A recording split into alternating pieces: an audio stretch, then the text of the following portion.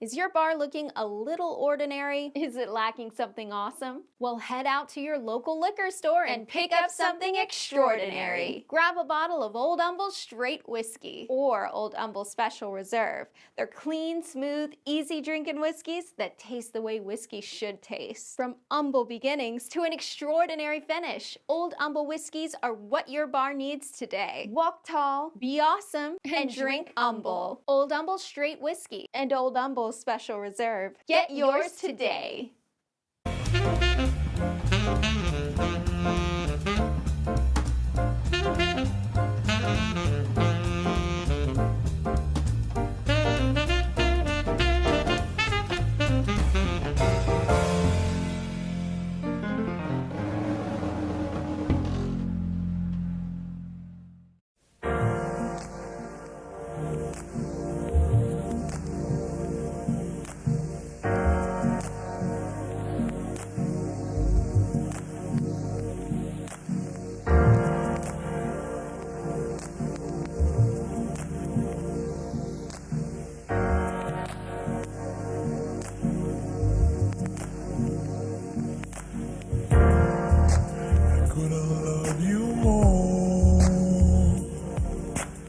Hi, Boobdini here. Are you bored in the house and in the house bored? Well, we have the answer for you. It's the brand new burlesque deck. It will help you play with yourself while you're home alone. Solitaire has never been this sexy. Ooh, Miss Orchid May goes right on top of Simone Del Mar. Bored playing with yourself? Play with others. Zoom has never been this much fun. 2, 3, war! Ooh, I have a seat now just slightly by Simone Del Mar. Yay! Hanky-panky. Not only do you get these 52 amazing playing cards, but we've included this, a cheat sheet of who the 26 performers are. Buy yourself a deck today. Cure the boredom at burlesquedeck.com.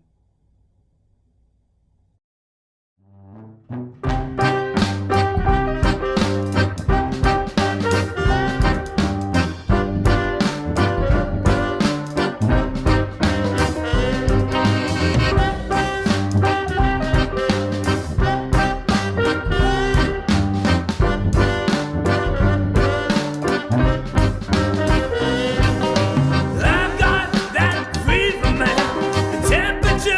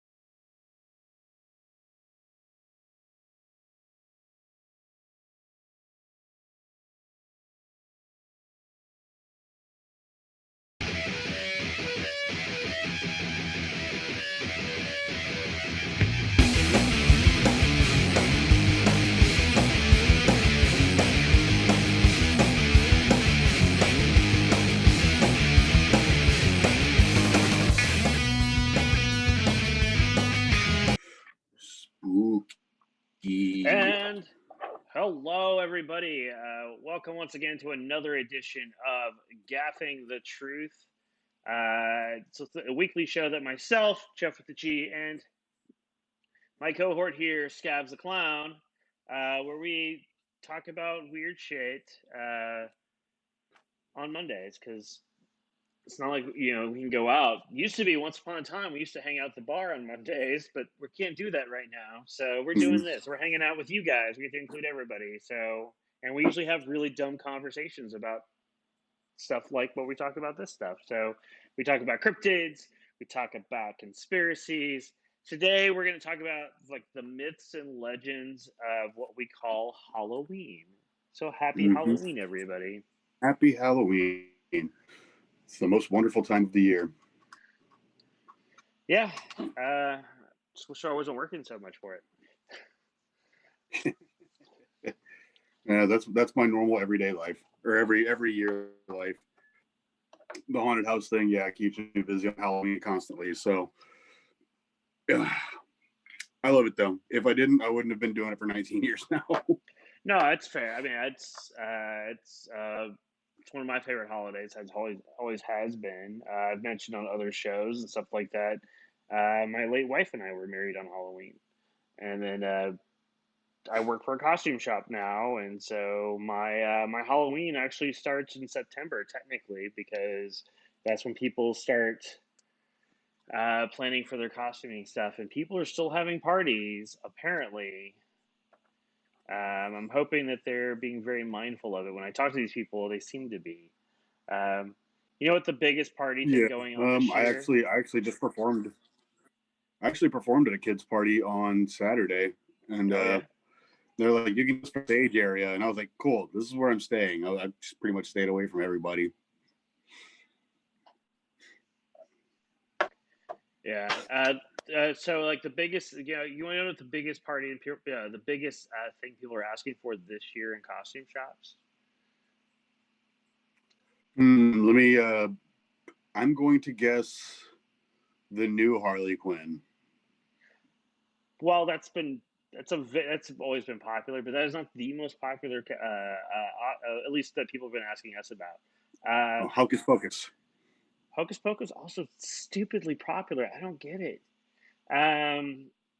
No, weirdly enough, It's an okay movie. It's fine. It's no, what? it's Austin Powers. What? I know. Well, at least here in Austin, apparently, which I found out yesterday, because we had for 4 days, people were just coming in asking for Austin Powers stuff, literally for the Austin Powers costume, and any way for us to make a costume is out, because people aren't aware. I work at a place called Lucy in Disguise with Diamonds. If you're in Austin, it is an Austin institution. You should come and hang out and check it out. It's been around for 36 years.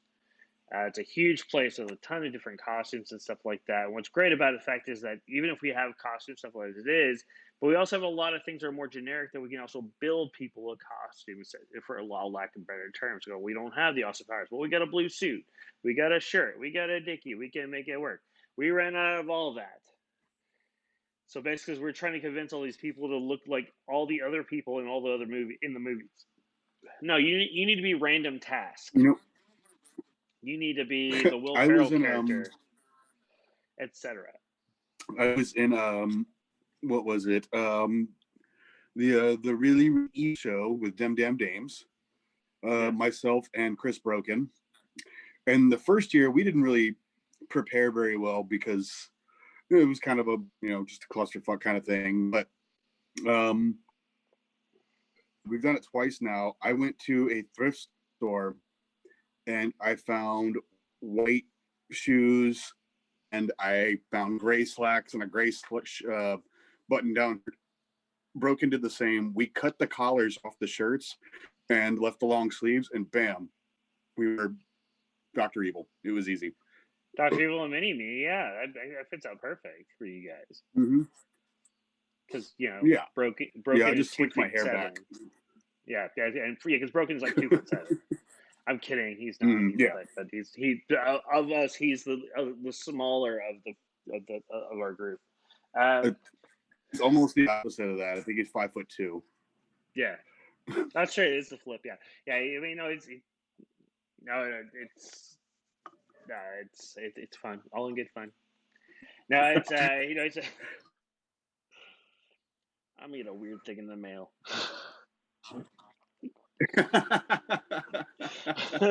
I've actually been working with Chris Broken at Creepy Hollow. Like, Yeah. we've come up with a lot of fun acts to the show. We're doing things a little bit differently.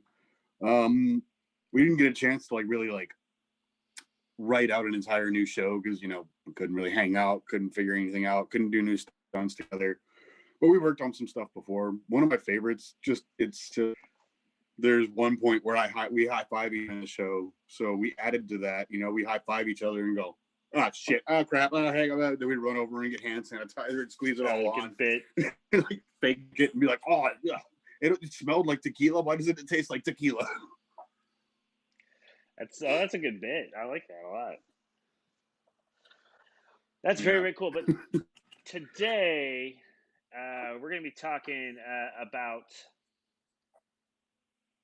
Halloween and how Halloween got started is kind of the idea, and how some of our misconceptions about what we think Halloween is today and how it really was, that sort of stuff. I thought it'd be fun.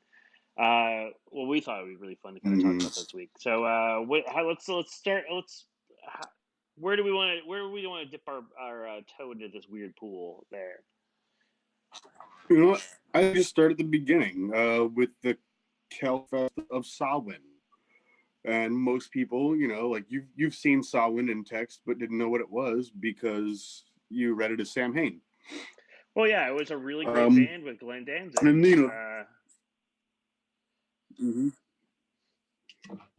But Samhain. Yeah, I mean it's spelled Samhain, but it's pronounced Samhain. And that's fine. I remember over the years, I actually work with a clown now who goes by Sam Hain. But over the years, I remember. The first time I learned about Sam Hain was probably when I was a kid watching the Ghostbusters, because their Halloween episode, they had big jack-o'-lantern headed guy in a cloak who was the king of Halloween named Sam Hain. And he turned the firehouse into a ghost haven. All the ghosts lived there and they had to, do the Ghostbusters thing to them. Which movie was that? I was a Ghostbusters kid. No, it was a cartoon. It was It was the real Ghostbusters. It was not the original Ghostbusters that had a gorilla in it. The original Ghostbusters, which the animated show was based off an old 50s, 60s series. It was a weird like short film series, kind of like a serial sort of thing. That's how that originally existed. And then they became the original Ghostbusters, and then then they had the real Ghostbusters, which had all the people who did not sound like the movie people. Although, weirdly, Arsenio Hall did the voice for Winston. Did he really? Yeah, fun fact. No, I never knew that. Huh. Yeah. The guy who did Peter, I think, kind of sounded like Bill Murray, but only kind of. But it was also the same guy who did the voice of Garfield. Lorenzo Music, and that was only for the first 2 seasons, and then it switched over to a different guy who did a voice who sounded a lot more closer to Bill Murray. I'm trying to remember who that was. It was actually an actual actor who did that too. But of course, I mean, we could talk. Yeah, I mean, it had some pretty decent cameos in Ghostbusters, but it didn't have the cameos like Captain Planet did. Well, yeah, because that was all stunt casting with Captain Planet, so that was on purpose. But I mean, a recurring character was Whoopi Goldberg. Well, she played Whoopi Goldberg did the voice of Gaia. Yeah. But we're getting off topic. So Halloween started Sam Hain as a Celtic festival, which started over 2,000 years ago. It was kind of like their New Year's celebration, and it was celebrated on November 1st, and it symbolized the end of the summer and the harvest, and the beginning of the cold, dreadful, possibly deadly winters. They believed that the boundary between the land of the living and the land of the dead was kind of blurred on that day, and blurred on the day before, and that was October 31st. and they thought since the line was blurred there, the dead could return to the earth. Okay. Yeah, the dead. They thought the dead were the ones causing the mischief and the damage to the crops, but they also thought the dead helped the druidic priests to make predictions, and they celebrated this and appeased them by having giant bonfires. The people would sacrifice crops and livestock to the dead while wearing costumes made of skins, bones, and heads of dead animals. To end the festivities, they would take their torch, go to the bonfires of the festival, and light their torch with it and go home and then light their own fires in their homes and around their homes to keep that for good fortune during the winter. Their hearth fire. Mm-hmm.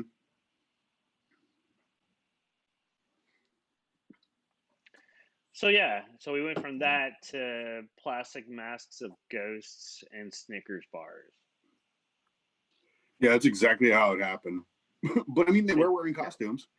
Oh no, that's true. No, it actually there's a trade off as far as go like that, because if I remember correctly, that then it started to shift because the Celts or the Celts, or depending if you're Boston from not. So the Celts presided over like the northern kind of France area, and also into England as well. And England, a little bit of Ireland, Scotland. It's kind of like a small area where the Celts were. But also that northern. It also comes into play with that northern France, closest to the border, that sort of stuff.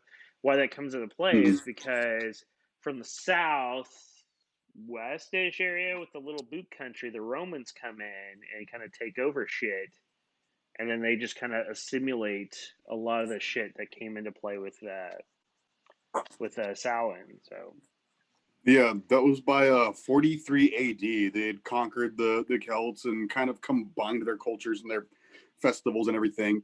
Combined, meaning they were like, hey, that looks like fun. Let's just add our stuff to it, and that's how Feralia was added to it, and that was also a commemoration of the dead. So it kind of fit.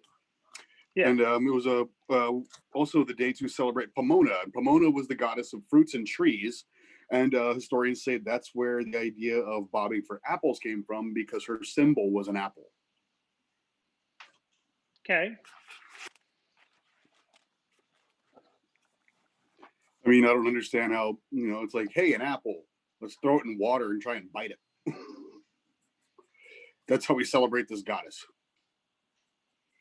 I guess that's be on the fly on the wall of who figured that one out. I mean, I guess there's a level of skill to try to bob in to grab one. I guess if there definitely is. I don't really like apples, but like I've bobbed for apples. It's hard. So I guess in that level, because you are blessed by the for hot dogs. We had packets of hot dogs in ice, but the ice melted.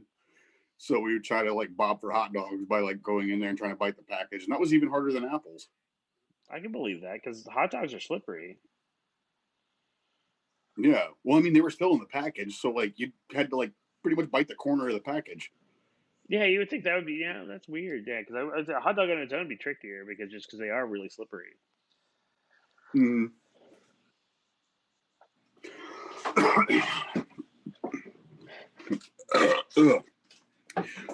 I'm not sure how to pronounce this, but it's Pope.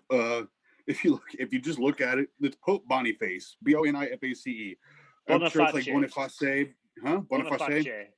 Yeah, that's kind of what I figured. But Pope Boniface IV started All Martyrs Day, and All Martyrs Day on May 13th in the year. And later Pope Gregory, but I'm sure it's Gregory or something stupid. Gregory III moved it from May 13th to November 1st, just to kind of add on to it, because that's how they were oh, these weird Celt and Roman holidays that we still celebrate are kind of awkward. Let's make it our day. So Yeah. All Saints Day, all Martyrs Day and All Saints Day combined, and then they combined them both to be on November 1st. And I'm pretty sure calendars still say All Saints Day. It does. That's where the Dios de los Muertos comes into play too now, which is a huge thing, especially in Latin American countries, because they're all for the longest time been heavily Catholic, so it makes sense. But yes, well, we could get into the tirade on how the Catholic Church likes to move holidays around to co-opt or circumvent holidays for other religions. Christmas, Easter, etc. But it is what it is. But yeah, I thought about that too. But the weird thing is, like, there is kind of like a lot of like weird holidays from all over the world that just kind of coincide right there, which makes sense. It's like end of summer and fall into winter. Things were different, when that hit, because it was like all fine and dandy to be alive, in the summer and spring and fall. But once winter hit, it was they didn't have the accoutrements we have now, so winter was a very dangerous time. Well, yeah, it was cold as hell. You couldn't find food. You had to store food beforehand. If you ran out of food, you ran out of food. You don't hear about many cannibalism movies that true stories that involve, a nice warm summer. Well, not cannibalism because they needed to eat. No. Yeah. Well, cannibalism, if you're going to cannibalize people, you can do it whenever you want. But if you have to cannibalize people, winter seems like the time where it would happen. The Donner Party, Alive, etc., where it's all cold and Flight 2043. No, that was the 9/11 movie. There was another airplane it was Alive. movie. Alive with the no, there was another one called Flight something.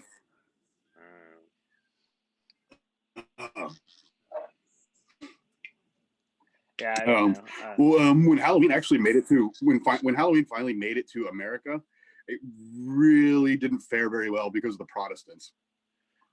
The Protestants were afraid of it because it wasn't their religion. Well, yeah, and anything that resembled. But I get it. The Protestants had to deal with so much before they became Protestants. So they're like, all right, this is good. We've established this. We like this. Something new comes along. They're like, no. This is what we got. This is what we like. Get out of here.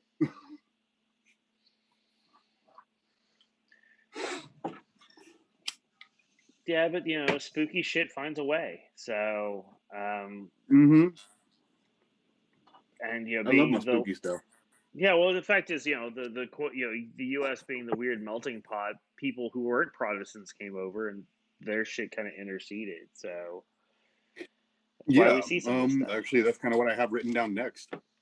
The customs of different Europeans meshed with the beliefs of the Native Americans, and was the start of what we now celebrate in America. Initially, was Halloween because of Europeans and Native American traditions meshing together.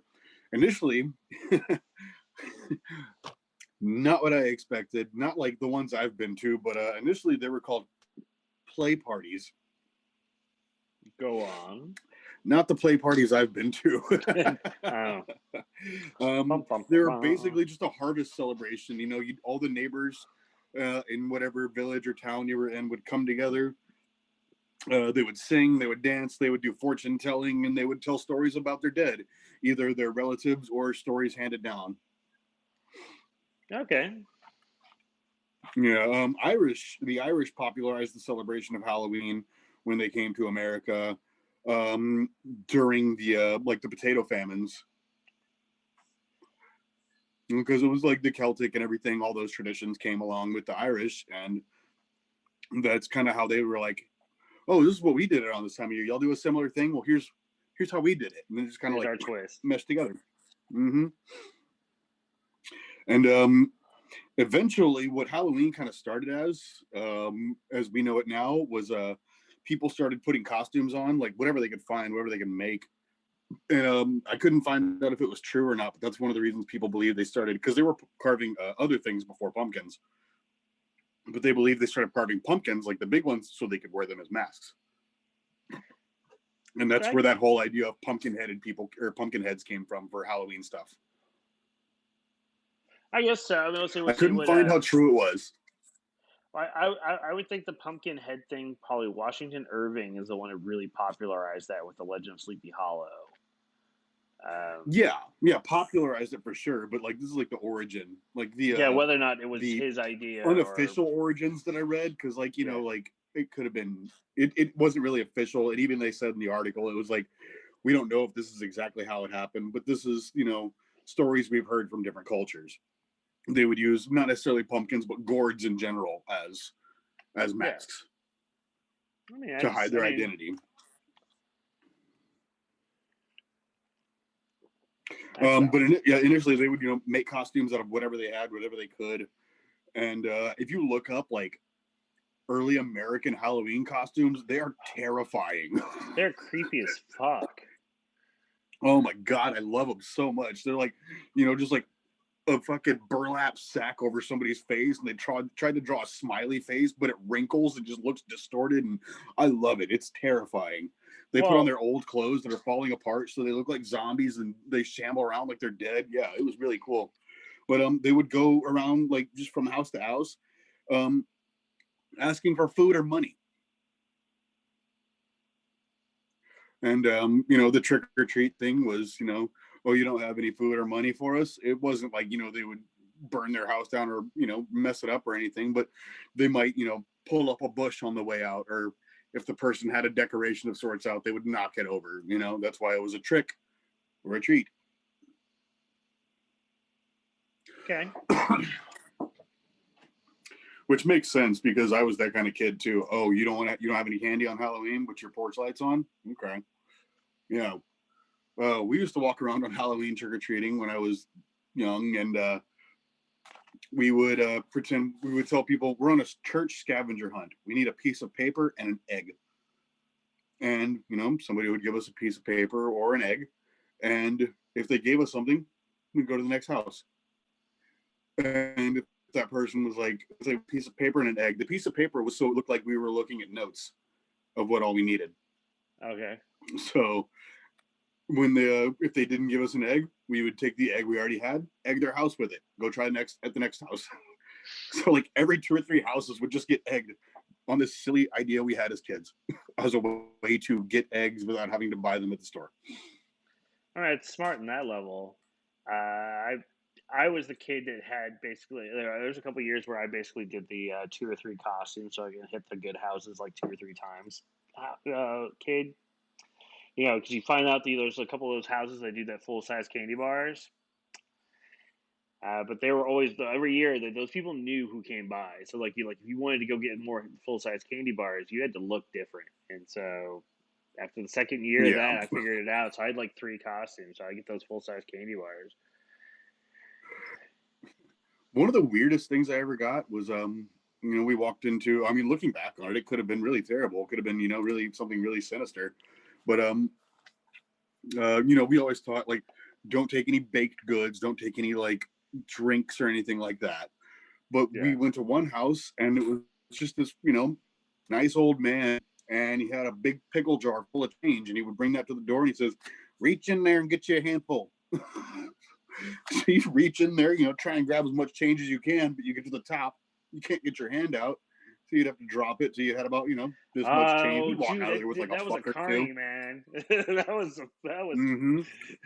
You had a carny. Yeah, it was like it could have been some old carny, could have been a man trying to be nice, but didn't realize that we were gonna like get stuck. Still, we'd walk away with like a buck or two in change. Nothing major, but it was cool. But also, he could have put like, he could have been like peeing in there, or fucking dropping thumbtacks, or who knows, like. Which also, yeah, fucking carnies. Also, for all that work, that's what I just. That guy used to run used to be on the circuit or something, but at some point. Now, if I remember correctly, and this is me like not looking at notes and things like that, because that's how the professional I am for this weird shit. I read a bunch of stuff. Part of the reason Halloween is such big business today actually comes down to World War II, or actually technically post World War II, where all the GIs go to live in all these houses and like these 8,000 suburbs that sprung up out of nowhere. And they already had Halloween going on, but the big thing about trick or treating, or the big stuff that really where it really went from the small community aspect of stuff to really getting almost commercialized, was because of that. Because then it became the thing that everybody did rather than your community did. And it's because once these guys and the boomers were kids, they're the ones who they were one of the first ones that really got into that commercial side of Halloween. And that's what really took off. So the reason we have 12-foot skeletons at Home Depot is because of the greatest generation, quote unquote, and doing all that fun stuff. Weird fact. I do. I know I didn't even come across that, but I do enjoy the 12-foot skeleton. I really want one, but I don't They know sold if out quick. Complex, but they also sold out quick. No, I know. Yeah.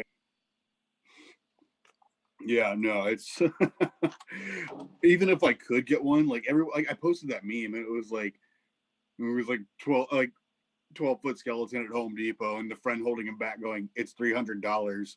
I'm like, no, it's not about the money. It's about the fact, like, I don't know if my apartment complex would appreciate me just leaving that thing up year round. No, they wouldn't. I would decorate it for, like, I'd decorate it, for Christmas. I'll put a Santa hat on it and stuff. But, I'm going to have to, like, knock on my upstairs neighbor, like, and just be like, hey, dude, can I borrow your balcony real quick so I can get up here? That thing would become furniture in your house is what it would be. Just like, a big, huge I chair. want one so bad. Just I'd turn it into something. But yeah, like you were saying, like it got popularized. Eventually people wanted Halloween to be like more about community and less about like, because you had like the religious people arguing about it. You had the traditionalists arguing about it and everything else. And people were just like, look, we just like we like doing this. We like dressing up. We like having parties. We like the bobbing for apples. We like trick-or-treating. We like carving pumpkins. Fuck you guys. So that's what they did. They started like throwing just parties, and it was a way of like bringing the community together. So, and that was also their way of they were like, hey, if we start like giving people something to do, they'll stop doing Devil's Night pranks and stop practicing witchcraft. Yeah, that all happened. Yeah. Also, Devil's Night's not like a super popular thing down here, but I've been hearing for years from friends up north about the shenanigans of Devil's Night in places like Detroit. And well, what's weird is I didn't know a lot about Devil's Night before The Crow, and which spoiler alert, there's a lot of stuff dealing with Devil's Night in that movie, and I didn't know what Devil's Night, what a weird fucking thing. And they go, no, it's like the day before Halloween. The Crow from the early '90s. Yeah. I mean, they don't have. If you haven't seen The Crow by this, it's by now, like I'm not saying it's my favorite movie, but it was definitely a movie I felt pressured to see because I was a kid and everybody had seen it. And when I was like, I haven't seen it, I got you haven't seen The Crow, so yeah, I had to see The Crow. So I saw The Crow. Yeah, and now I'm the type of person where like people haven't seen this movie, and I'm like, no, I haven't seen that movie. I don't watch movies very much. I've got like ADHD, dude. Like I can't sit down and watch a movie very often. I get it. That's fine. But it's like, that was my first instance where I may have heard Devil's Night before, just didn't register what it was as a kid. But that was the first movie I saw that like where the idea of Devil's Night plays such a big part of whatever the movie's about. And then I read up on it then. Yeah, I also don't know if like that's when it started or not because of The Crow. Oh no, it didn't. Or if it was something like way before that. I think it did exist before then. It's just one of the things that we live here in Texas. That just wasn't a thing here, and so yeah, no. And the 80s and early 90s. I mean, you didn't hear a lot unless it came from the news. You didn't hear a lot about what was happening far beyond what your immediate area was. Um, there was no internet, not really. So only through movies and TV and stuff like that would you hear about other places. And then if you heard about anything beyond like New York or LA, because that's usually what TV shows would be based around of, that you get even more rare. So Yeah, every movie took place in New York or LA. well, so it's one of those. So a lot of that stuff even became more tricky for that sort of stuff. So, but it's one of those things that I go. When I saw the movie, I did. Well, I enjoyed the film, especially the story behind it and how crazy it was just for it to get fucking made. Uh, but then that's why I first about Devil's Night, and Devil's Night also plays into the Crow comic, which is was 3 or 4 years earlier, so it did exist beforehand. So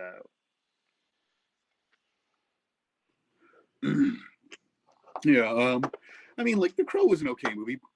I wasn't like super impressed by it, by like some people are, but I'm sure like the lore and everything, all the craziness that happened behind it, Brandon Lee dying and everything, is what made it super popular. But I don't know, it was just never my movie. I always I loved all the iterations afterwards and how bad they were. yeah, God, what was it? The Crow 3, I think I got it in like one of those like I said, I don't really watch movies. I like old movies, I like dumb movies, like black and whites, things like that. I like practical effects. The Thing, that's one of my favorite movies because of the practical effects. But I like one of like $5 bin at Walmart, like movie, here's like 10 movies for $5. So it's like, okay, whatever, something to watch, something to go to sleep to. But one of them was the Crow. I think it was the third one, and it had the kid from Terminator in it, yeah. and he lived on a Native American reservation, and he was in love with a girl, and apparently like he killed somebody or accidentally killed somebody, and also all the natives, and it had like David in it, and oh god, another Tara Reid and David Boreanaz were in this movie. Oh yeah, because David. Yeah, if I remember correctly, David Boreanaz played the villain. The Puerto Rican dude from oh god, it was that 90s cop drama. It had the black dude and the Puerto Rican dude and the like hot that New Puerto York Rican Undercover, chick. Michael Espinosa. New York Undercover, yeah, it had the Puerto Rican dude from that in it. It was like this weird cast. It had fucking oh god, I can't even think of his name. Was it Dennis Hopper? No, it wasn't Dennis Hopper. Give me a second. Anyway, no, it's not that important. But yeah, the iterations of The Crow are fucking hilarious. I basically I watched the first one and I watched the second one because I was also in the theaters, Crow City of Angels, which has Iggy Pop in it. Oh, nice. It wasn't a great movie, but it's one of those. So you're talking about Crow. What year is it? Crow Salvation? No. No, Crow Salvation actually has Kirsten Dunst in it. Oh, you're talking Wicked Prayer. This one also had Danny Wicked Trejo in it. Yeah, Crow Wicked Prayer. Yeah, Wicked Prayer. What's the name of the priest in it? I can't think of his name. Gee, but it's got like the four horsemen of the apocalypse in this movie. I never watched this movie. Fucking Tito Ortiz, it's man. Terrible, dude. UFC. You should watch it. It's who? I don't know. Tito Ortiz, man, like the UFC fighters in this movie. Oh yeah. He's in it. I remember that. Yeah, Tito Ortiz. He's one of the four horsemen. I think he's War. I watched this movie so much because it was so bad. It was something to go to sleep to, but since I sleep like shit, I would just end up watching it. I'll probably Dennis Hopper is in the movie as El Nino. It is Dennis Hopper. That's right. Yeah. Yeah,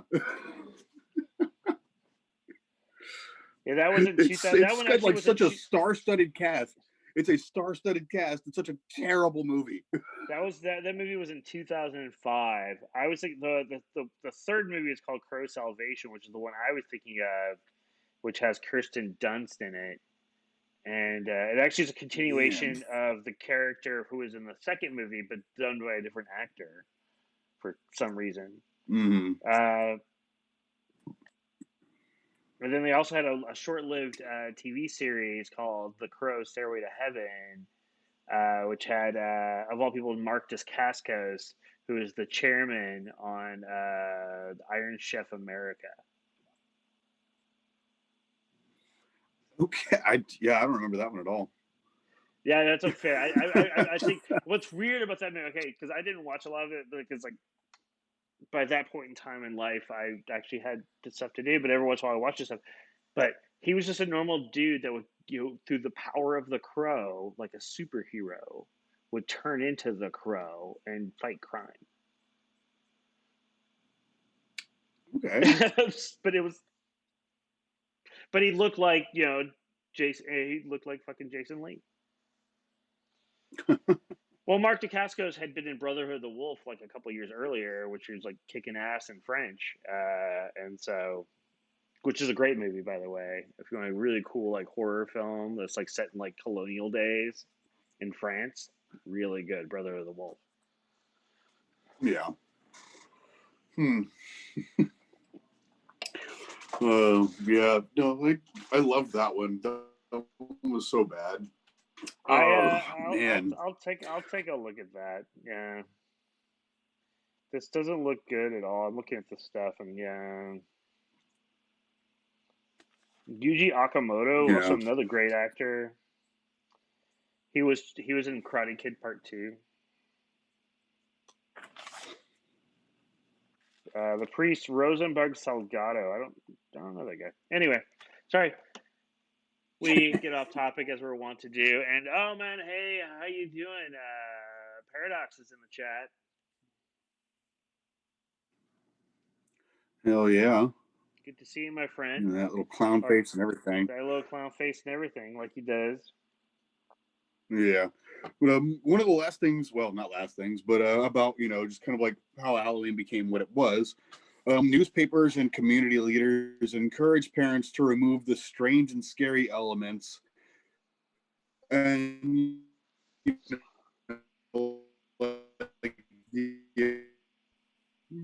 and religious overtones of like the religious aspect of Halloween. And they just wanted to have fun on Halloween. And it's really shitty that now like the religion is like, okay, well, let's kind of take over Halloween again. And that's why Christmas is like pushed so hard, like before October. But yeah, man, Christmas, I can't wait to do a Christmas episode. Yeah, Christmas. Yeah, but Christmas is getting secularized. Christmas. Oh, I can talk days. Oh, but yeah, Christmas is getting so secularized now too. So yeah, people, certain groups that like to tell you they are marginalized and hated, and that's why they're martyrs now and have to do it for their religion. Don't realize they're the popular vote, and I hate Christmas so much. I love the family aspect of it. Also, if we're gonna get into stuff like that, Nightmare Before Christmas, it's a fucking Christmas movie. I don't care what anybody says. It is. It's well, technically, it's because if it was a Halloween movie, they wouldn't be selling Christmas stuff during Halloween. No, it's exactly what they're doing. It's meant to bridge that gap. Basically, it's supposed to start. Basically, Nightmare Before Christmas starts at Halloween, ends at Christmas. That's the idea. And fuck the all ends on Halloween night or Christmas night. It's all Christmas night. No, that's all it is. It's about Christmas. It's a Christmas movie. No, I know it starts November 1st, but they didn't even talk about Thanksgiving. No, it doesn't, because fuck Thanksgiving. Outside of the food, but yeah. And they showed the the turkey door. But like when I look at holidays, I try to look at holidays like objectively. Like Halloween is just Halloween because Halloween. Thanksgiving is Thanksgiving because it's Thanksgiving. Like my family was never religious. Growing up, like I loved Thanksgiving because that's when like all my cousins and family friends and everybody would come over and we'd all eat, we'd all hang out and play and have a good old time. We had a couple of days off from school, or like a week off from school or whatever, Thanksgiving, whatever it was. That's why I like Thanksgiving. I mean, the origins of Thanksgiving and everything else are fucking horrible, but Thanksgiving was that. I mean, Christmas was that too, but now, like, I don't know, Christmas is very much being like pushed down our throats. I know, like, it's Christmas. There's that joke, Christmas starts earlier every year, but this year it's so prominent to me. Like, I think like the biggest Halloween selection I've seen has been at the 99 cents only store. Everything else is just like, here's like a small section of Halloween, but we've got 3 aisles of Christmas over here.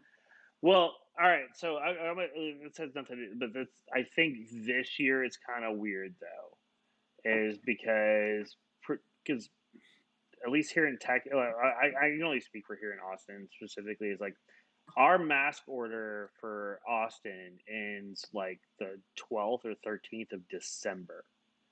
And so I think the reason, at least here, why Christmas may be pushed bigger is because we've got it under control with the COVIDness, and so we can go big with Christmas because this will be the first real holiday we can do stuff. Maybe that's why. That may be a reason, but I don't know. I know it's one of those. It's definitely more prominent this year than it has been in the past. Like Christmas is just everywhere. Like the like River Oaks here in Houston, you know them. They were set up for Christmas early September. They put that shit up always really early, so that's been going on for years. that's I know that, but like it's usually like they usually start October, but they put them up in September this year. I deliver in that area. I know. Yeah. Like they were already up, like the beginning of September, like September 1st, like bam, they started going up. They got the big ribbons on top of the buildings and all that shit.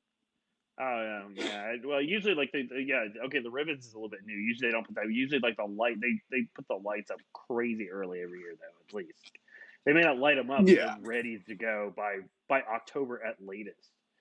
So that way, November 1st, they can start running that shit.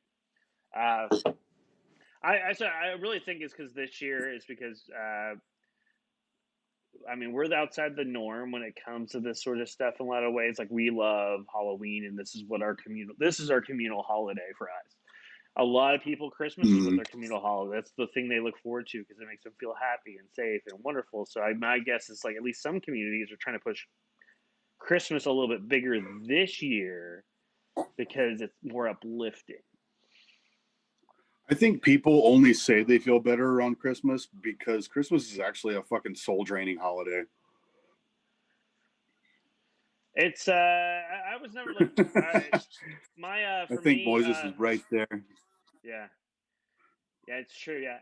So yeah, for me, like Christmas was never like for my family. We're a weird, fucked up family like yours. But like whenever we get together is when Christmas was. It was never necessarily the date. It was always just the day, and like as far as not religious, anything like that, so we didn't fall in line for any of that sort of stuff. And when I was growing up, my oldest sister, I lived with my oldest sister and her husband and kids, and so I would go to all his family events, and I was always the odd guy out. So I was like, all those holiday stuff, like Thanksgiving, Christmas, I was never a big fan of that stuff.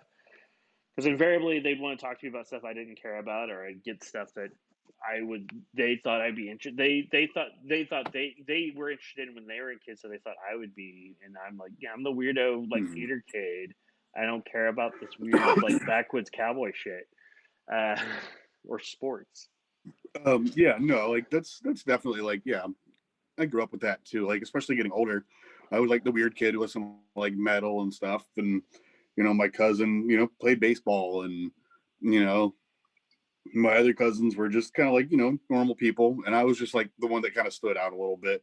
Now, some of the cousins I get along with the best are like, just weird hippie people and, me. And then the other one doesn't talk to any of us. Yeah. Anyway, as we talk about other stuff as we're want to do as far as the show and things like that, since we get into getting into our tirades about the other shitty holidays that we shouldn't be celebrating as much as Halloween, which we should be celebrating. There's lots of like really. So, no, go ahead. No, it's fine. I was going to say, there's a couple of Halloween rituals okay. that it kind of coincides with a couple of things we were just talking about, actually. Many of them involve potatoes and hazelnuts, and were normally a way for young women to identify their future husbands. Okay. So roasting hazelnuts, there was a lot of spiritualism and rituals involved with that, and that's another thing that kind of got like taken and just kind of moved into roasting hazelnuts as like a Christmas thing now. Like chestnuts roasting over an open fire, roasting nuts of any sort. It was mostly hazelnuts, probably because what they had available. Yeah. One of them was you write or carve your potential suitor's name into the hazelnut, and you put it on an open fire. And the one that didn't like pop or explode, and it just burned down to ashes, that was going to be your future husband. Okay. Because unfortunately, that's all women had to look forward to back then was their husband, or who might be their husband.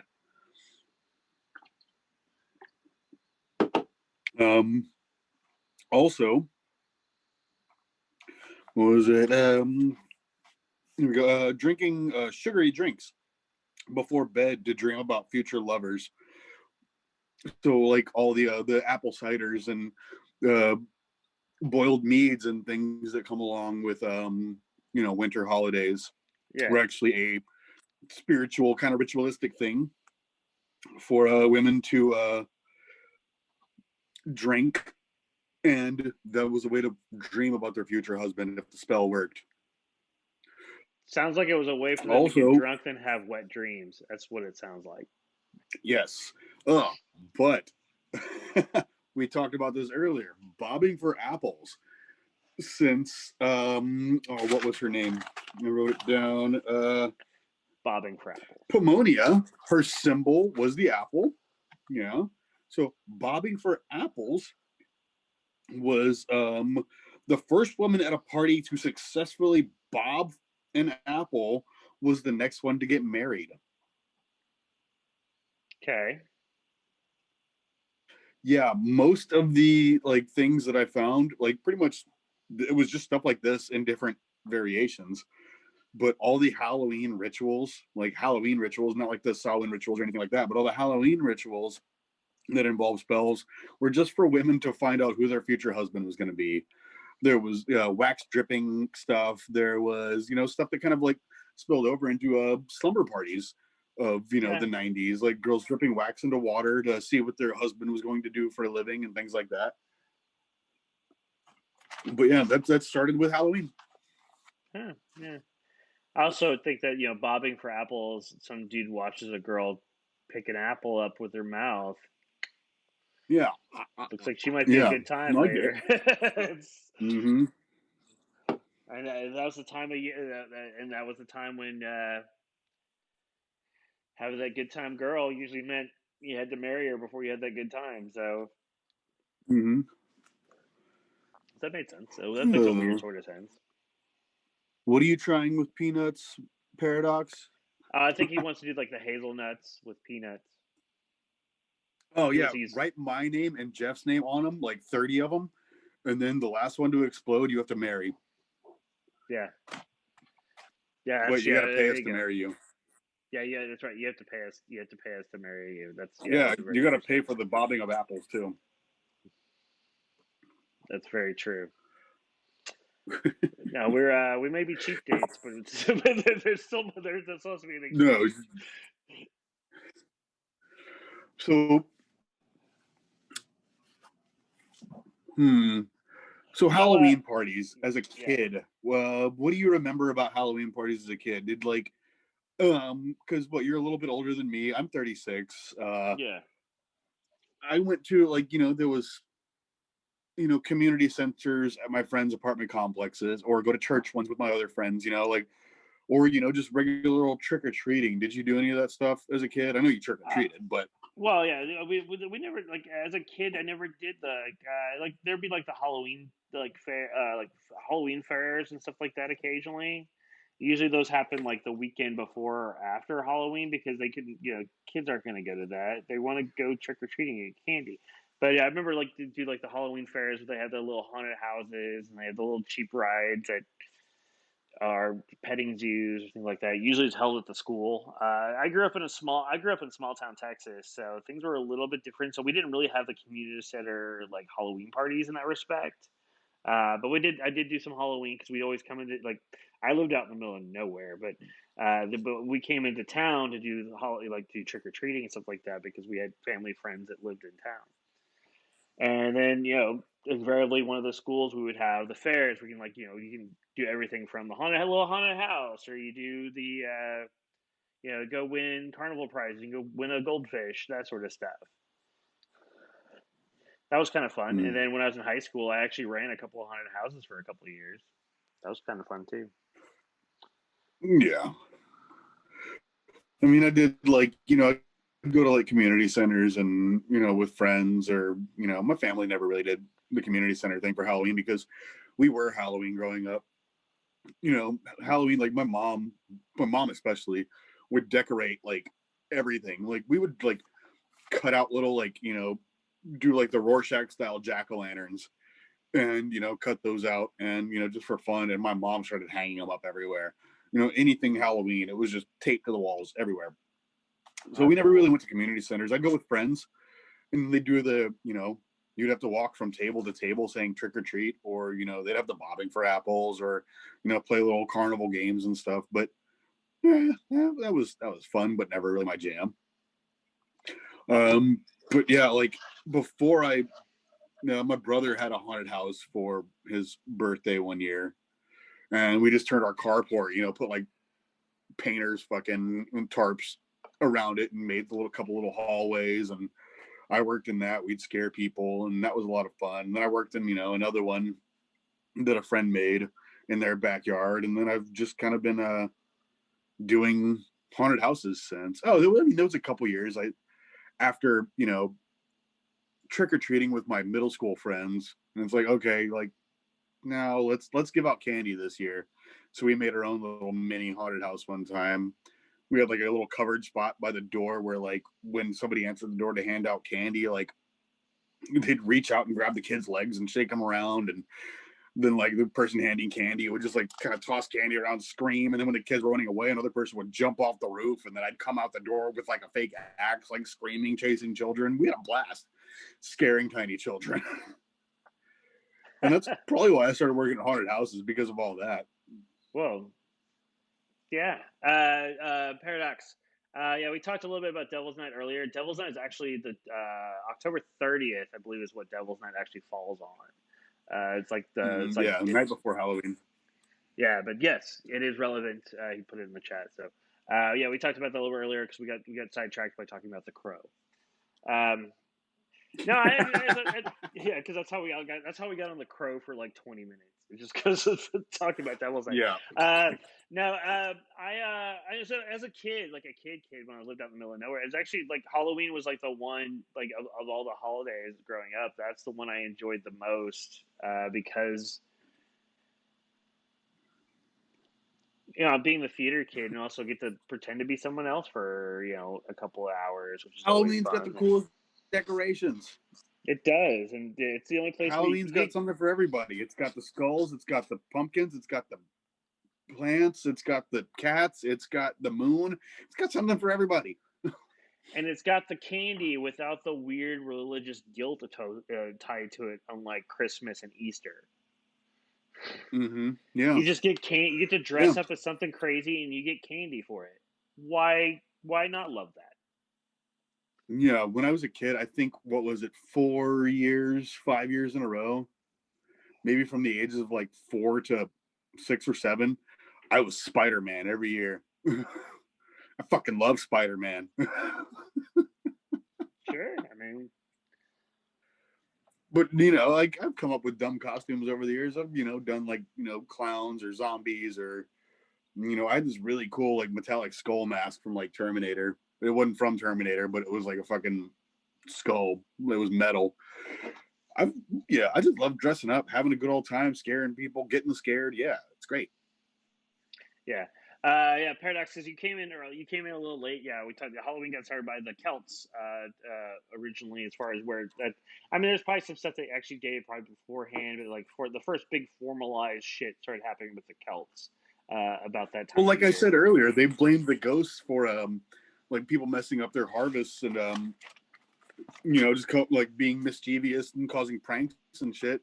It was probably just bored teenagers. It was like, we can't go swimming because it's too cold, but we can't do this, or we can't go swimming because it's not hot enough, and now it's too cold to do this. So what do? Let's go smash up some pumpkins. Let's go fucking, like tip some cows.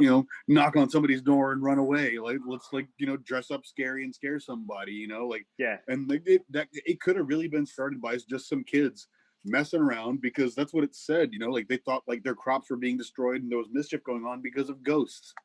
But it was also the point where it started getting too cold to do anything summer fun. This explains like 90% of the things we talk about on the show is kids get bored. Bigfoot, kids got bored. And I think we found that out on a couple of episodes, just like people we basically, claiming fake stuff. That's what it was. Kids got bored.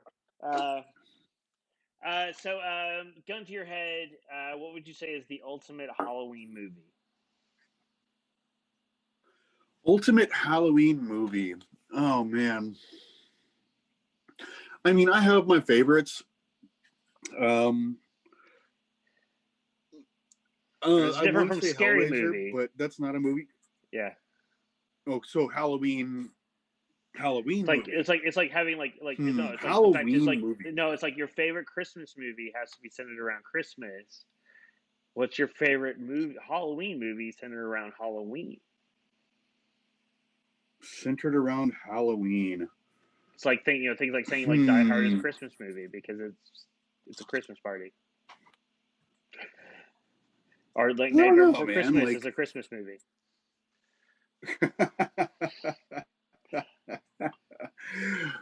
Halloween movie. I don't know. That's also true. There aren't as many like actual true like movies based around Halloween as people think they there's are. Like There's Halloween some cheesy and kids Trick or movies Treat. that are. Trick or Treat's good. Yeah. Okay. You know what? Just in solidarity, because it got fucking monetized and corporatized. The Great Pumpkin. Oh, it's the Great Pumpkin, Charlie Brown. Dude, that's fucking amazing. That is like one of my favorite, like of the like. Okay, so the two Peanuts movies I loved best growing up was Race for Your Life, Charlie Brown, which is the one where they went to summer camp, and they did the big raft race, and then it's the Great Pumpkin, Charlie Brown. I didn't really care for the Christmas one or the There's a weird Valentine's Day one too that everybody forgets about. It's fair, you should. Yeah, I just the Christmas one is because you get to hear Linus and Lucy that do. It's all it's the Vince Guaraldi trio. That's really that because that's why people love it. I know, but that's the only reason I like it.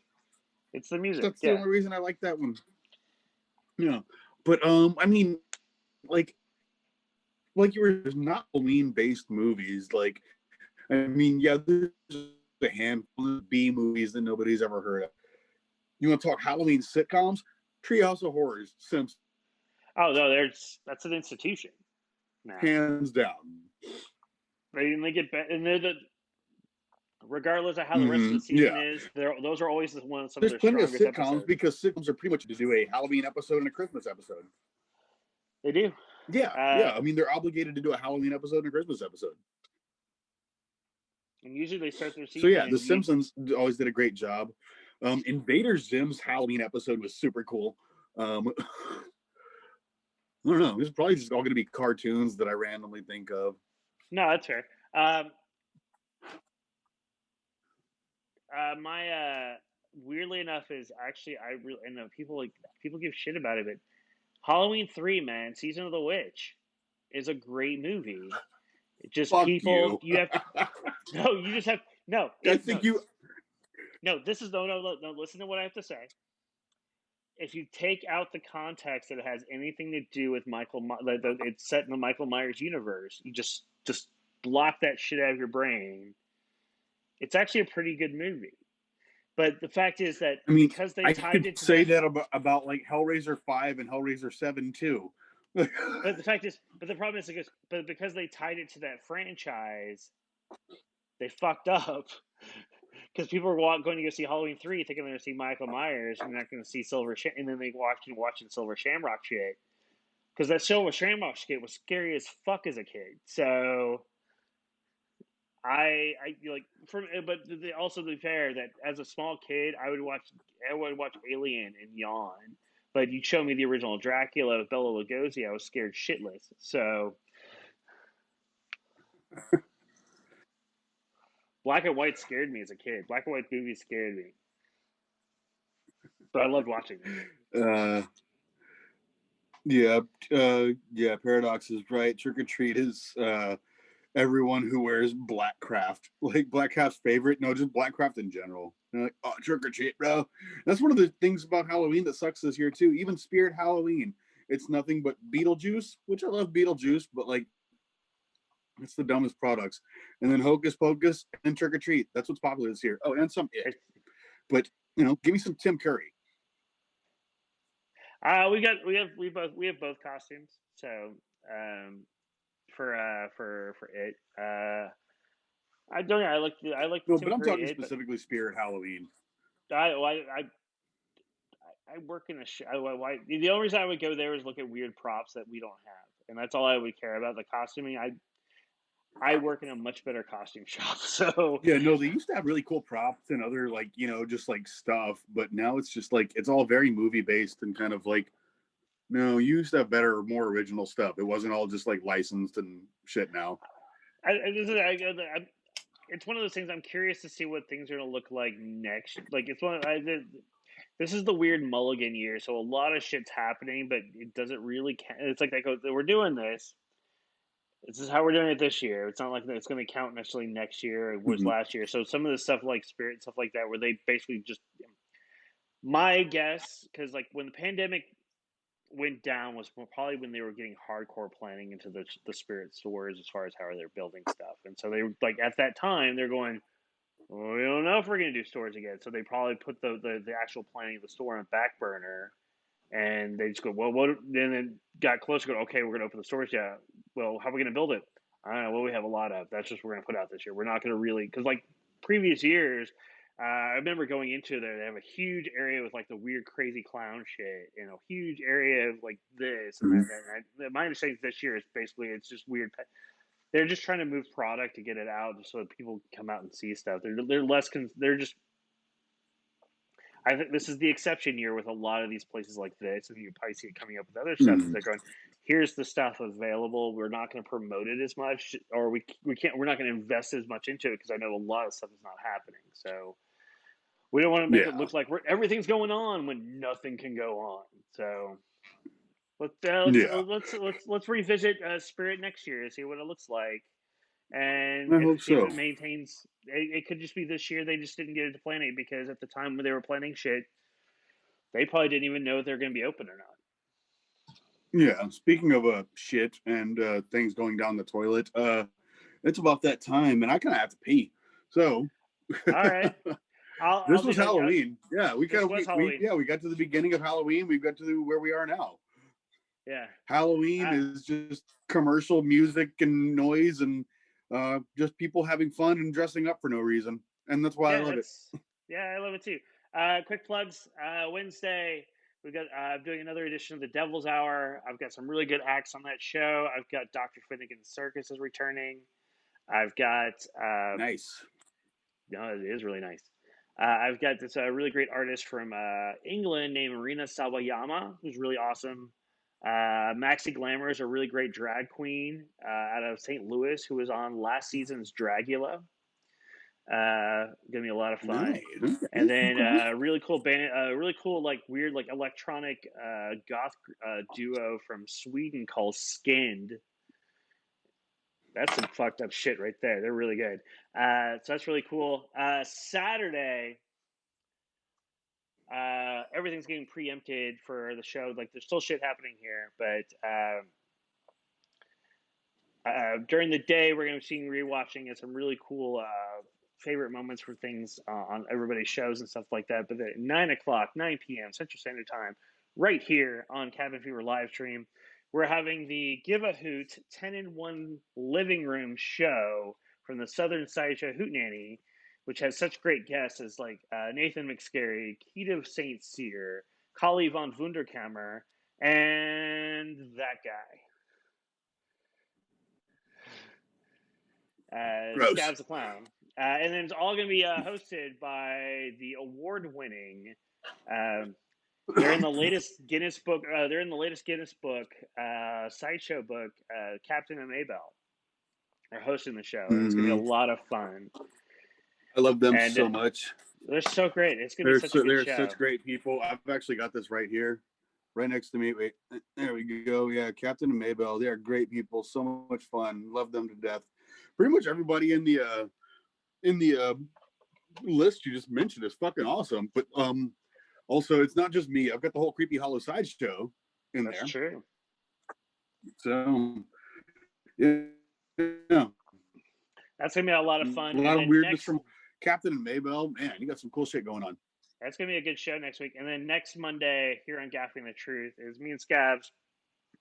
At the end of every month, we talk about something more consistent. Like last month, we talked about ghosts. This month, we're going to be talking about aliens again because we can always talk about aliens. So that's going to be a lot of fun. Yeah. I still need about that one because we had a preamp. I just haven't really gotten a specific answer from them yet. So I'm going to be like, no, I know. hey, that's why I'm not hyping. I'm not hyping that. So that's why I'm just going. We'll be on here talking aliens regardless. We may or may not have a special guest. We may not. I don't know. Tune in and find out. 7:30. In between, feel free to message us about your if you know any ghost story or alien stories, if you've seen aliens or anything. Yeah. Drop us a line if you have any ghost stories or alien stories. Oh no, I would say like if anybody watching this, like drop us a line. Yeah, please. Yeah, please. Yeah, sorry, just acting weird. We're talking at the same time now. Yeah, you're roboting a little bit on my end, so. Yeah, you were roboting a little bit on my end as well. I don't know. So anyway, thank you guys so much for tuning in. If you've got alien stories, hit us up. Yeah, please do so. Anyway, thank you guys for tuning in and stuff like that. As always, be cool, be safe, be groovy, and please keep drinking.